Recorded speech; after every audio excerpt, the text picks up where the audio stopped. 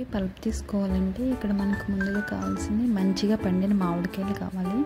అవి ఎలా అంటే మనకి ఎక్కువగా పండితే ఆ గుజ్జు కూడా బాగా ఈజీగా వస్తుంది, బాగుంటుంది కూడా మనం ఈజీగా తీసుకోవడానికి. ఇక్కడ చూడండి, వాష్ చేసుకుని ముందుగా బాగా పండిన మామిడికాయలు తీసుకోండి. ఇవి ఏదైనా పర్లేదు, బంగినపల్లి తీసుకున్న పర్లేదు, చెరుకు రసం, నేనైతే ఇక్కడ 2 టైప్స్ ఆఫ్ ఉన్నాయి నాకు ఫ్రూట్స్, అవి 2 తీసుకున్నాను.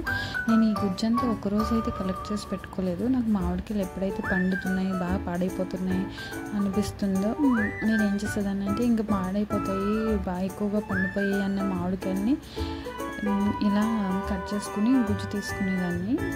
ఇప్పుడు మీకు చూపిస్తున్నాను కదా, ముందుగా ఇవన్నీ కట్ చేసేసి పెట్టుకోవాలి. కట్ చేసిన తర్వాత టెంక అండ్ ఇవి తొక్కలు ఉంటాయి కదా, అవి గుజ్జు మనం చేత్తోనే సపరేట్ చేసుకున్నాను. నేను చాకుతో కన్నా చేత్తో తీసుకోవడమే ఈజీ అనిపిస్తుంది.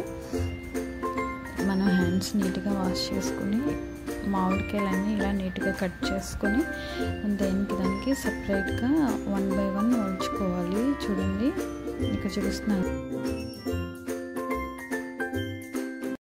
చెరుకు రసాలు అయితే కొంచెం ఎక్కువగానే పండిపోయాయి, అదైతే నేను కొంచెం పైన తీసేసి మిగతాదంతా చేసుకున్నా. ఇలా చేసినా బాగానే ఉంటాయి.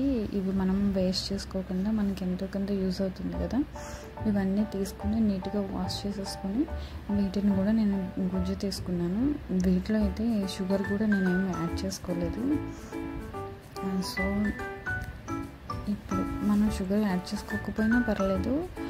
చూడండి, గుజ్జంతా నేను ఒక 2-3 రోజులు కలెక్ట్ చేసి పెట్టుకున్నాను అనమాట. మనకి ఎక్కువ మామిడికాయలు ఉంటే ఒకసారి తీసుకోవచ్చు, 1-2 అలా పండుతూ ఉంటాయి కదా, అన్నీ ఒకసారి పండిపోవు కదా. అవంతా ఒక బాక్స్లో కలెక్ట్ చేసి పెట్టుకుని నేను చిన్న క్లిప్ యాడ్ చేయడం మర్చిపోయాను. నిమ్మకాయ కూడా పిండుకోవాలి. దీంట్లో నిమ్మకాయ పిండుకొని మరి గుజ్జునంతా బాగా, అవి గడ్డలుగా ఉన్నాయి కదా, అవి కూడా స్మాష్ చేసేసి మీరు చక్కగా ఫ్రిడ్జ్లో స్టోర్ చేసుకుంటే ఎక్కువ రోజులు, ఒక 6 months పైనే మనకి గుజ్జంతా నిల్వ ఉంటుందండి.